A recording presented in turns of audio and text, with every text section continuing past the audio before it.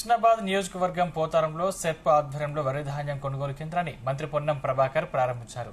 వరి ధాన్యం తేమ శాతాన్ని పరిశీలించారు. అనంతరం హమాలీలతో మహిళలతో ముచ్చటించారు. రైతులు 12% తేమతో ఉన్న వడ్లు తెచ్చారన్నారు. వడ్లు కొనుగోలు కేంద్రం వద్దకు తీసుకొస్తే మద్దతు ధర వస్తుందన్నారు. తూకంలో మోసం లేకుండా పేమెంట్ విషయంలో కూడా ఇబ్బందులు లేకుండా చర్యలు తీసుకుంటున్నామన్నారు.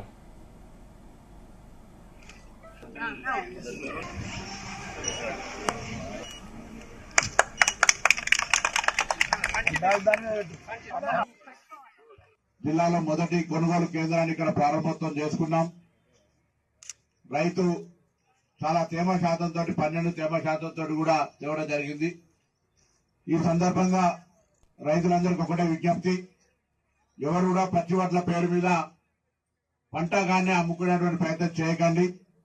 తప్పకుండా కొనుగోలు కేంద్రానికి తీసుకొస్తే మీకు మద్దతు ధర రావడంతో పాటుగా ఎక్కడ కూడా తూకంలో మోసం లేకుండా డబ్బులకు సంబంధించిన పేమెంట్ విషయంలో కూడా ఎక్కడ ఇబ్బంది జరగకుండా జరుగుతూ ఉంటది. చాలా మంది నా దగ్గరికి వస్తూ ఉంటారు, సార్ ఫలానా ఆయన ఆసామి మా గ్రామానికి సంబంధించిన రైతుల యొక్క ధాన్యాన్ని కొనుక్కొని పోయిండు, దాని తర్వాత పైసలు ఇయ్యలే. ఇటువంటి సంఘటనలు చాలా వస్తూ ఉంటాయి. కాబట్టి అటువంటిది రాకుండా ఉండాలంటే ప్రభుత్వమే నేరుగా మీతోటి ధాన్యం కొనుగోలు చేస్తూ ఉంది.